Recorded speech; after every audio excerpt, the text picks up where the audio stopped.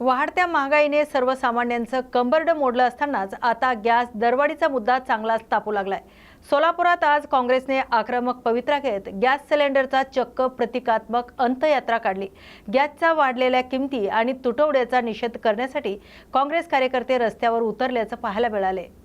सोलापुरातील काँग्रेस भवन परिसरातून या अनोख्या आंदोलनाला सुरुवात झाली आहे। यावेळी कार्यकर्त्यांनी खांद्यावर सिलेंडरची तिरडी घेतली होती।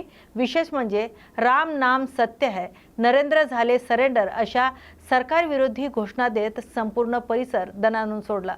देशभरात जाणवणारा गॅसचा तुटवडा आणि सर्वसामान्यांच्या खिशाला बसणारी झळ याकडे लक्ष वेधण्यासाठी हे आंदोलन करण्यात आले। या आंदोलनामागची भूमिका काय आहे आणि काँग्रेसने हा आक्रमक पवित्रा का घेतलाय यावर काय म्हणाले काँग्रेसचे शहर अध्यक्ष चेतन नरोडे, पाहूयात। सोलापुरातल्या या आंदोलनामुळे आता गॅस दरवाढीचा प्रश्न पुन्हा एकदा ऐरणीवर आलाय, तर सरकार यावर काय पावले उचलणार हे पाहणं महत्त्वाचं ठरेल।